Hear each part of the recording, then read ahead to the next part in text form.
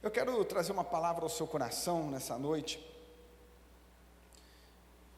baseado no texto de João, capítulo 8,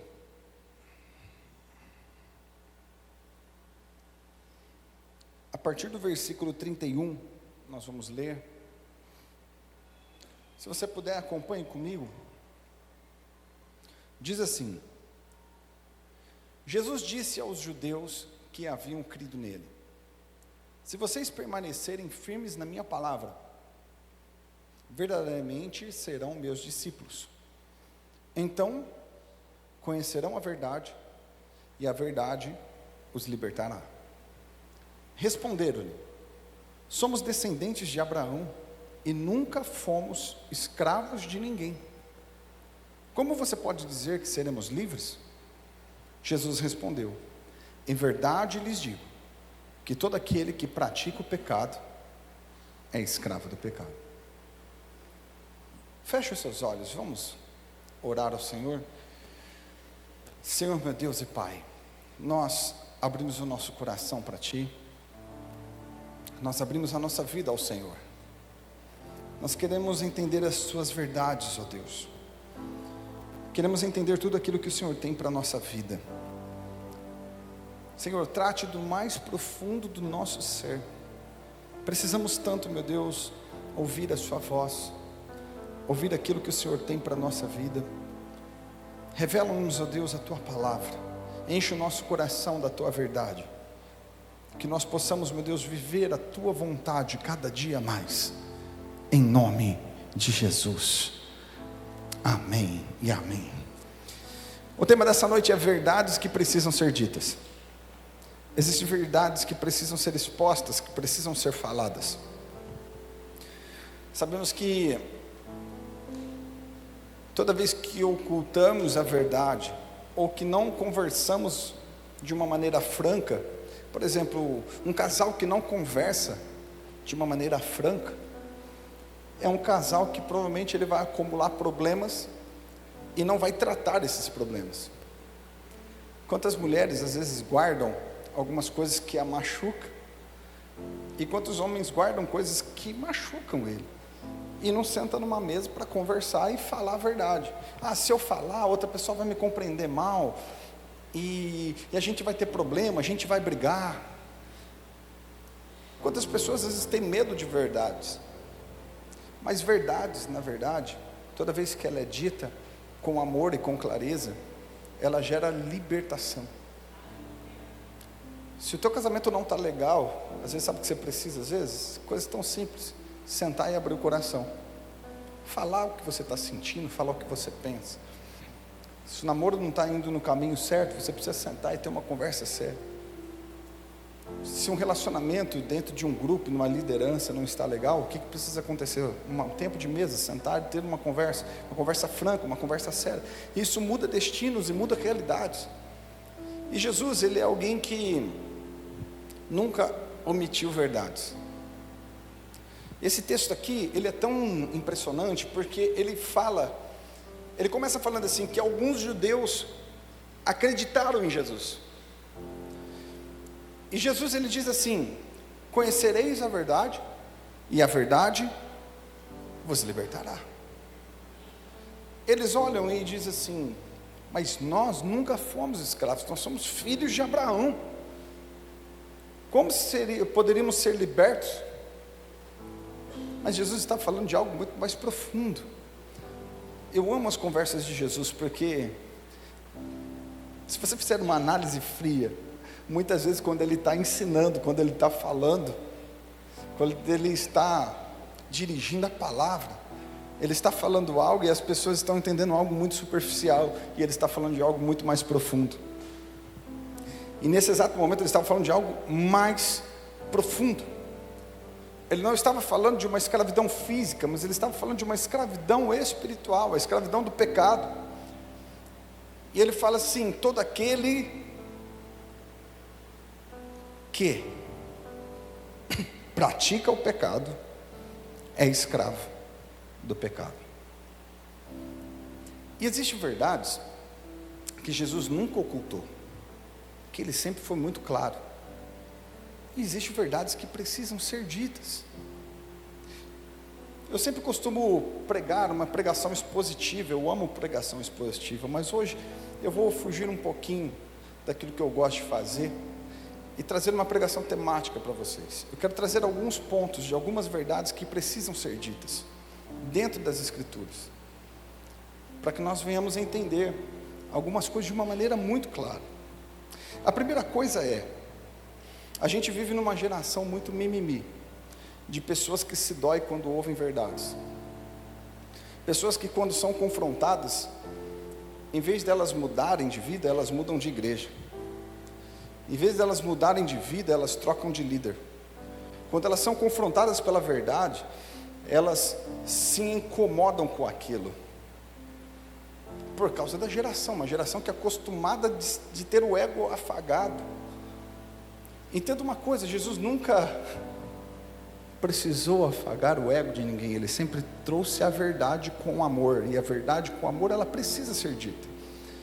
A igreja, Jesus ele disse assim, venha como você está, mas Ele nunca disse permaneça como você está. A igreja, ela aceita todos, mas ela não aceita tudo. Existe uma diferença muito grande, e que muitas vezes nós achamos assim, não, eu posso viver como eu quero, da forma que eu quero, da maneira que eu quero, segundo o meu próprio entendimento, segundo a minha própria justiça, mas não. A nossa justiça chama-se a palavra, a verdade é Cristo. João capítulo 1 diz assim, que o verbo se fez carne, a palavra se fez carne, Jesus é a palavra. Quando nós o conhecemos, quando nós o encontramos, nós somos libertos.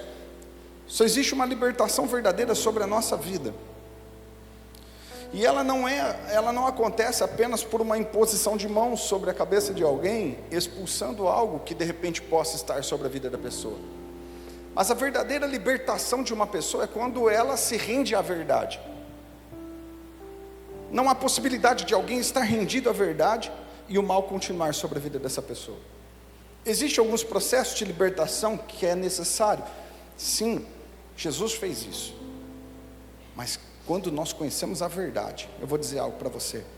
Algo impactante começa a acontecer dentro de um coração de um homem. Porque quando você conhece essa verdade, quando você começa a amar essa verdade, você começa a perder o gosto pelo pecado. Se você ama o pecado, se o teu coração deseja o pecado, a gente precisa aumentar o nosso amor por Jesus, conhecê-lo cada dia mais, conhecer de fato e de verdade, ser uma igreja que quando é confrontada, quando o pecado é tocado. Trouxe uma palavra ontem no acampamento, e falando que Jesus, quando estava conversando com a mulher samaritana, o que ele faz? A primeira coisa que Jesus faz ali naquele diálogo, quando ele vai se revelar a ela, ele fala assim: você já teve 5 maridos e o que você está não é seu. Quer dizer, você já rodou um monte, você cometeu adultério. Uma das primeiras coisas que Jesus faz quando ele se revela, sabe o que é? Tocar na nossa ferida, é expor aquilo que de repente, aqueles pecados escondidos que nós temos, porque só a transformação verdadeira quando nós somos confrontados pela verdade. Sabe aqueles chacoalhões que muitas vezes é necessário na vida? Um pai dá para o filho, ele segura no ombro do filho e fala assim: escuta, olha o que você está fazendo, você precisa fazer diferente. É esses momentos que mexem com a gente, faz a gente tomar uma nova direção na nossa vida. Porque uma coisa que nós precisamos entender, a primeira verdade que precisa ser entendida nessa noite: nós não podemos ser daqueles que são dodóis. Nós precisamos ser daqueles que, quando somos confrontados, precisamos ser humildes o suficientes para entender que Jesus ele tem algo maior com a gente, porque quando ele trata um problema em nós, é porque ele quer nos dar um testemunho maior lá na frente. Então entenda isso. A primeira coisa que nós precisamos entender, que não podemos ser uma geração dodói. Repita comigo: o Evangelho não pode se adaptar a mim, mas eu preciso me adaptar ao Evangelho.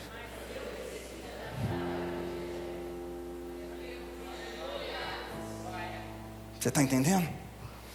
Não, tem que ser do meu jeito, da minha forma, mas é assim.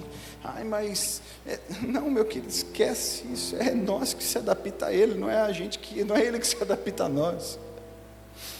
Ele virou para os discípulos e falou: vem e me segue. Não é Ele que seguiu os discípulos, mas os discípulos que o seguiram. Ele é o modelo, Ele é a referência, Ele é o padrão de vida. Então, essa frase precisa ser clara para a gente. O Evangelho não pode ser adaptado para a minha realidade, mas eu preciso me adaptar ao Evangelho. Se precisa ser mudado algo em nós, que seja mudado, que a nossa vida seja moldada por Ele. Essa é a primeira verdade.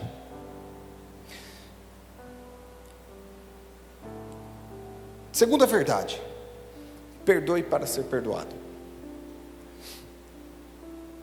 Marcos capítulo 11, 25 diz assim: mas quando estiveres orando, se tiverdes algum ressentimento contra alguma pessoa, perdoe, para que também o Pai Celestial perdoe as transgressões de vocês.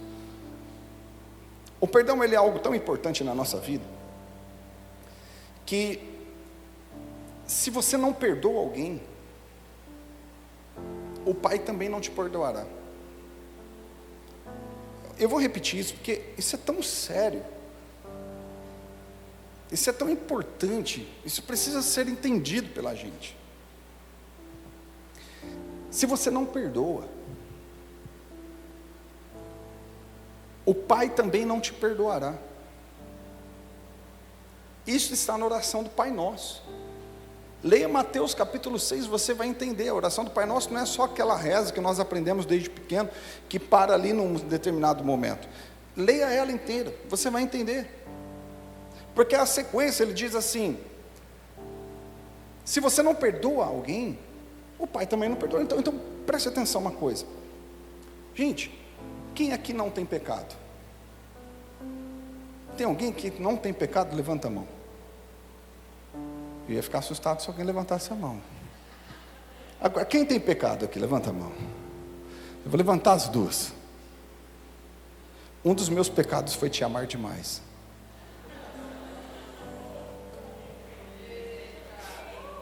Eu não podia perder a oportunidade, né? Mas vamos lá, vamos voltar para a palavra aqui. É uns lapsos que dá, né? Mas todo mundo tem pecado. Quem que não tem? Quem que não precisa do perdão de Deus? Você está entendendo que a gente erra sempre? Então, como eu posso negar o perdão para alguém se ele não nega o perdão para mim? Eu preciso perdoar. Vira para alguém perto de você, eu não sei, não dá nem para ver todo mundo daqui. As luzes estão bem no meu rosto, eu consigo ver mais ou menos a primeira fileira, eu não consigo ver todo mundo que está aqui. Mas talvez você vai ser boca de Deus para alguém. Vira para alguém e fala assim: você precisa perdoar. Você precisa liberar perdão. Pastor, eu não consigo perdoar, eu não consigo liberar perdão. Então você vai conseguir. Porque perdão, pastor, como que eu consigo perdoar? Eu vou te ensinar um segredo poderoso. Perdoando.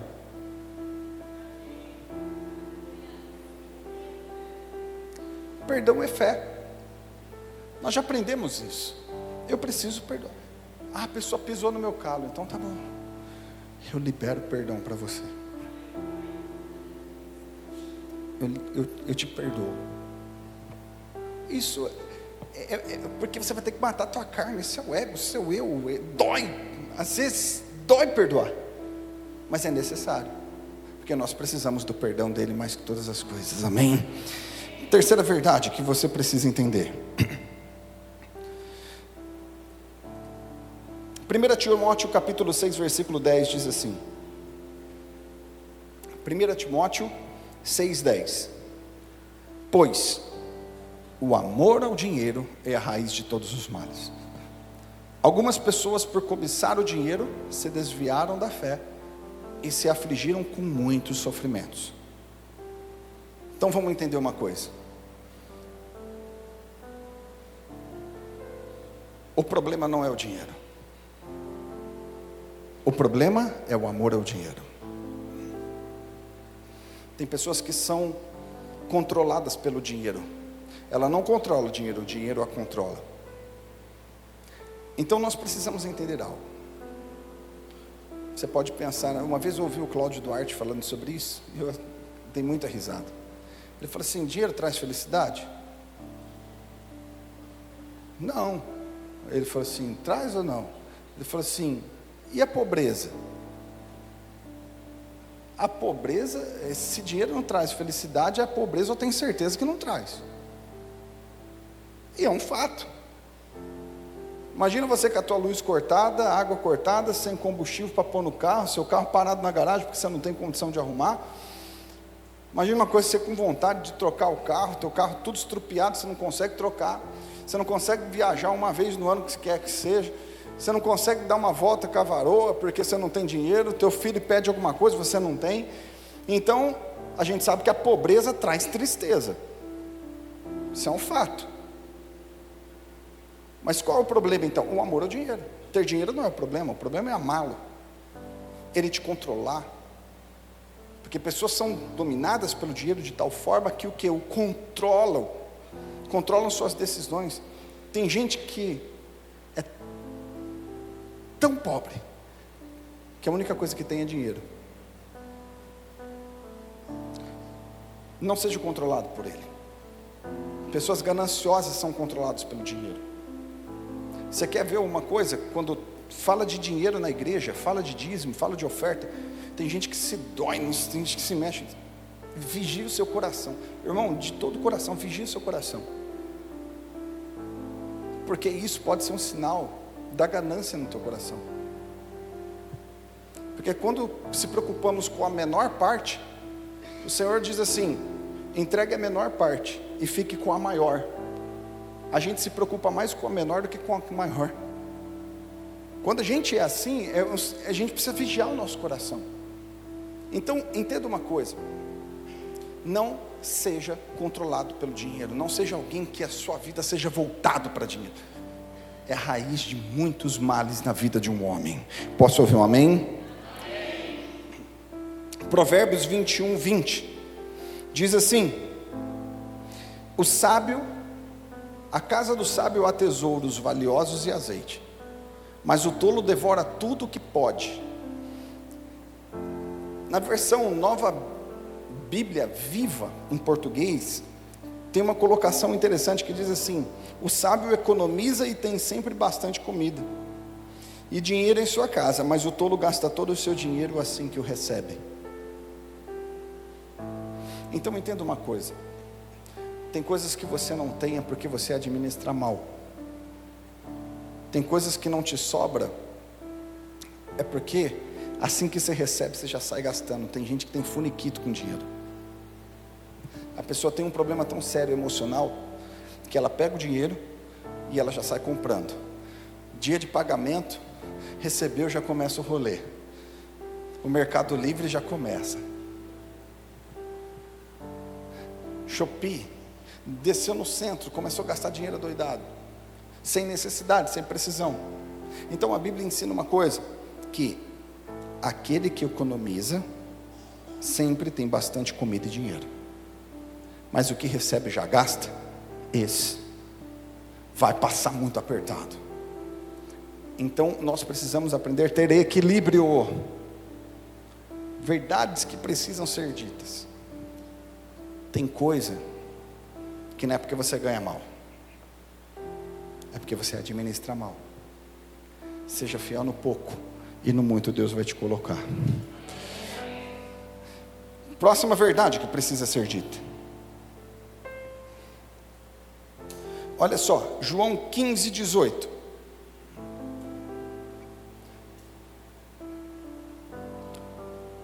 Se Se o mundo os odeia, tenham em mente que antes odiou a mim. Se vocês pertencessem ao mundo, ele os amaria como se fossem dele. No entanto, vocês não são do mundo, mas eu escolhi dentre o mundo, por isso o mundo os odeia. Você sabe uma verdade que nós precisamos entender? Que crente passa por problema. Vender uma ilusão, um evangelho triunfalista que não é real. Olha, se você tiver Cristo, vai ter só vitória na sua vida. Esqueça, você vai ter problema. Você é ser humano, você está sujeito a ficar doente, o teu carro está sujeito a quebrar, você está sujeito a problemas acontecer na sua vida, você está sujeito a viver crises e problemas.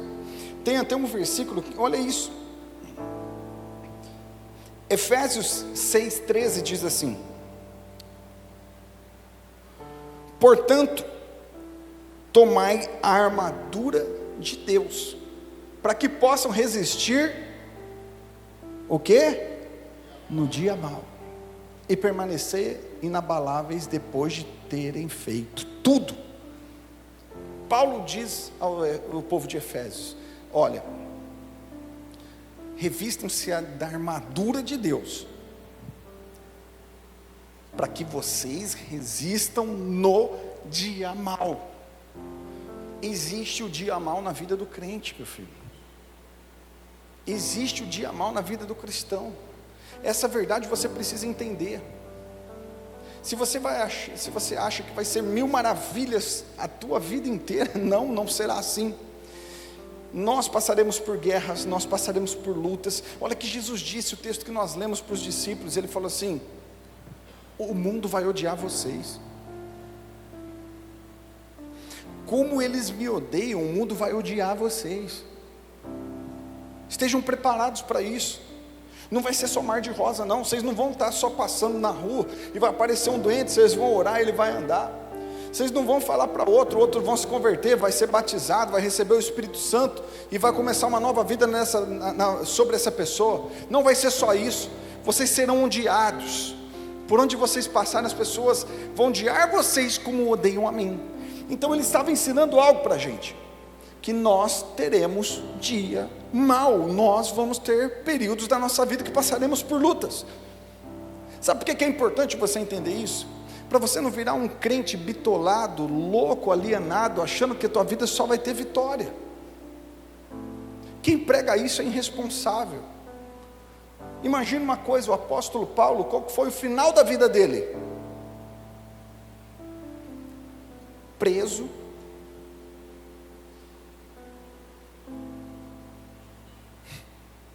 escrevia cartas de lá de dentro da cadeia, morreu lá, desse jeito. Como foi o final da vida dos apóstolos? Vocês entendem que a gente às vezes é muito iludido? Foi vendido um evangelho onde aceita Jesus e você vai ter só vitória na sua vida. Vamos ter vitórias? Vamos. Vamos viver tempos de prosperidade? Vamos. Vamos viver uma nova vida? Vamos. Mas também nós não estamos isentos a lutas. Você não está isento de ter crise no seu casamento. Sabe por quê? Porque é duas pessoas diferentes morando debaixo do mesmo teto, cada um com uma ideia, cada um com uma mente. Vai ter uma hora que um vai ter que entender que está errado, vai ter que ceder, vai ter que mudar, vai ter que passar pelo processo de transformação. Vai ter que ser assim, meu querido. Você não está entendendo que o dia mau ele vem. Quem aqui estava tudo bem e de repente o carro fundiu o motor e quebrou alguma vez na vida aí?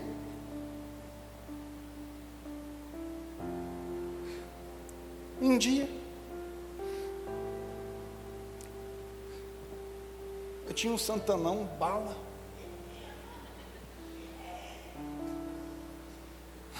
Vocês lembram do Santana, né? Ia ter reencontro. Olha só, reencontro. E eu queria que o pessoal passasse pelo reencontro para viver o sobrenatural, né? Porque se o encontro é tremendo, o reencontro é sobrenatural. Aí, catei uma galera, pus no meu carro, levei para Jaboticabal. Chegamos lá em Jaboticabal, deixamos a galera no reencontro. Aquele dia eu fui dormir na minha mãe, que é 2 quarteirões da igreja sede lá. Dormimos lá, domingo pela manhã. Vamos para lá que está na hora. Ia começar umas 8 horas da manhã, acho que é a primeira ministração, não me lembro direito. Era 7 e pouco, montamos no carro. Fui dar partida, o carro não pegou. Dei uma injetada. Injetei, virei a chave. O carro meio que pegou. Mas foi o tempo de dar uma resinha. De repente eu vi a fumaça assim, ó. Começou a lastrar a fumaça. Ela olha de longe, tá pegando fogo, tá pegando fogo. Aí meu irmão sai correndo, eu saio do carro, o carro não abre o capô. Sabe aquele carro abençoado que não abre o capô? Talvez você tenha um assim também. Não abriu o capô, até que aquela fumaça lastrando, eu consegui abrir. Aí que entrou, acho que mais oxigênio, o fogo fez assim.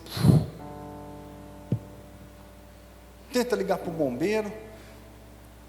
Meu extintor, um desse tamanhozinho, não deu conta. Aí saiu no comércio do lado para buscar um extintor, não conseguia chegar. A mangueira não dava conta de apagar o fogo, enfim. Praticamente quase perdemos o carro. O que eu estava fazendo? Sendo pastor, vivendo um deserto danado, tentando levar o povo para ter uma experiência com Deus, e perdi meu carro.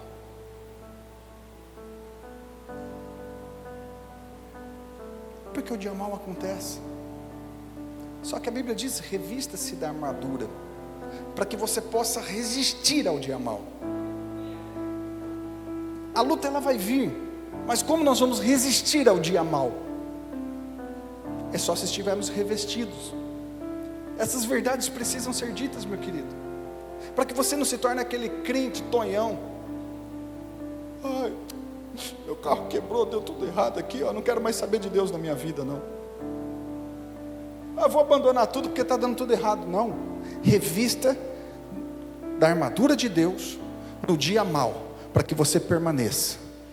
Porque se você permanecer no dia mal, a tua fé ela vai encorpar, ela vai crescer, ela vai amadurecer, e você vai entender que você não está em Jesus por coisas, mas sim por quem Ele é. Essa é a diferença. Porque aqui eu entro na outra verdade que precisa ser dita. É viver uma vida nesta terra como se ela nunca fosse terminar.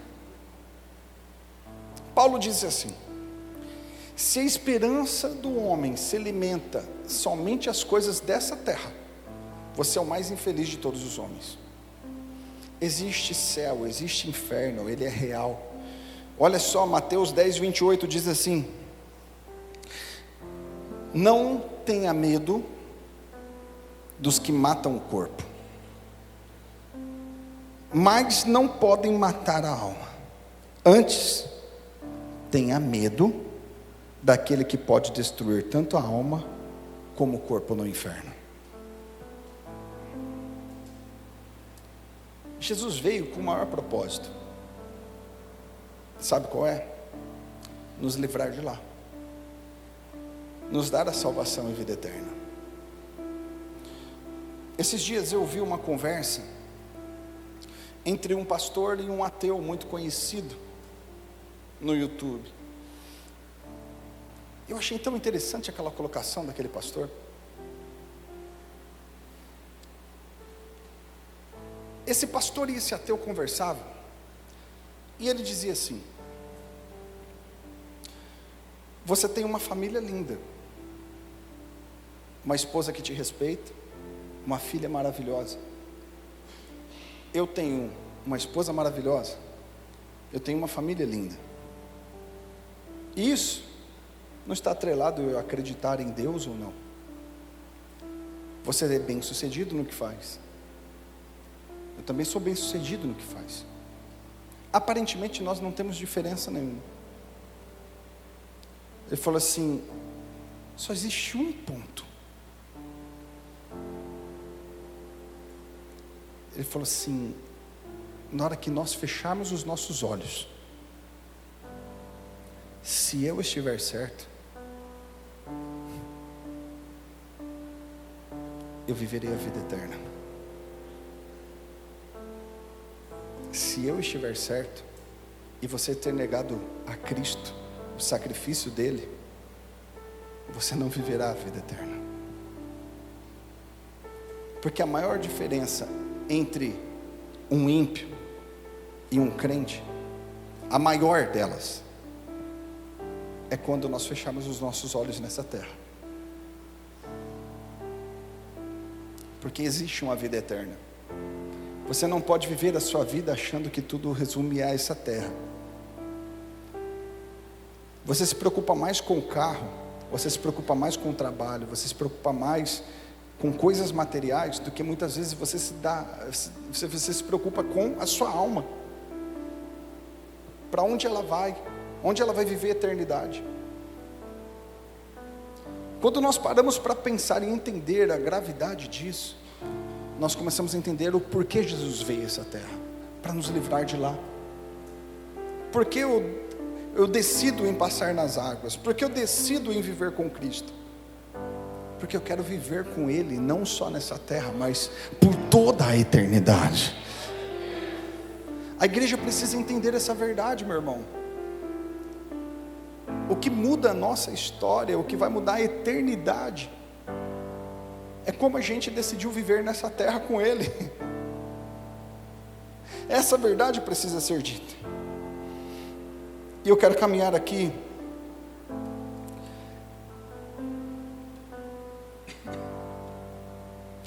para o final dessa mensagem. Mateus 9,16 diz assim: ninguém coloca remendo novo em roupa velha, porque o remendo força o tecido da roupa e o rasgo aumenta. Sabe uma verdade que nós precisamos entender? Querer o novo de Deus, sem estar disposto a se tornar uma nova pessoa. Olha que loucura. É fazer o mesmo de sempre, esperando um resultado diferente. Você já viu pessoas que fazem isso? Faz igual sempre, e está esperando alguma coisa diferente na vida. Não vai conseguir. Por quê? Nós precisamos entender que se eu quero o novo de Deus, eu preciso me tornar uma nova pessoa. Não se coloca remendo novo no pano velho, porque ele estica e rasga. Como também não se coloca o vinho novo em odre velho, porque ele arrebenta. Nós precisamos se tornar novas pessoas, para se preparar para o novo de Deus. Você e eu precisamos se tornar novas criaturas, para poder experimentar o melhor de Deus sobre a nossa vida. O melhor de Deus está preparado para aqueles que estão dispostos a ser novos. Posso ouvir um amém? E por fim, João 4,42 diz assim: e diziam à mulher: já não é pelo teu dito que nós cremos, porque nós mesmos temos ouvido e sabemos que este é verdadeiramente o Cristo, o Salvador do mundo. A última verdade que eu quero falar: Ele quer ter uma experiência pessoal com você. Eu vou repetir isso, porque isso precisa ser muito claro ao teu coração. Se o louvor quiser subir, pode subir. O que Ele quer com a gente é uma experiência conosco, pessoal.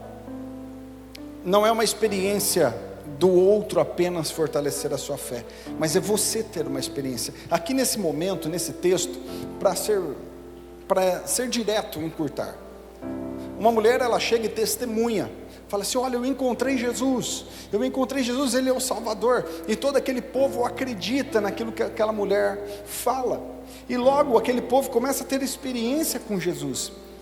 E aí eles viram para ela e falam assim: hoje a gente não acredita mais pelo que você disse, nós acreditamos porque tivemos uma experiência pessoal com Jesus. Você sabe um convite de Deus para nós? Para que você tenha uma experiência real e direta com Ele. Saia da experiência dos outros e viva a sua. Você está aqui num grupo de pessoas, estamos em centenas de pessoas aqui, mas Ele quer algo especial com você, particular, porque Ele é onipotente, Ele é onipresente, Ele é onisciente. Ele pode falar com todos de uma maneira individual e particular. Isso acontece. Você sabe, o meu convite para você é que no momento agora da oração, você abra o seu coração e fala: Senhor, eu quero ter uma experiência contigo. Eu não quero viver na experiência de ninguém, eu quero ter as minhas. Eu quero te conhecer, eu quero provar disso que o Senhor tem sobre a minha vida. Toca, muda a minha história, muda o meu ser, muda o meu viver, transforma a minha maneira de enxergar, transforma a minha maneira de lidar com as pessoas.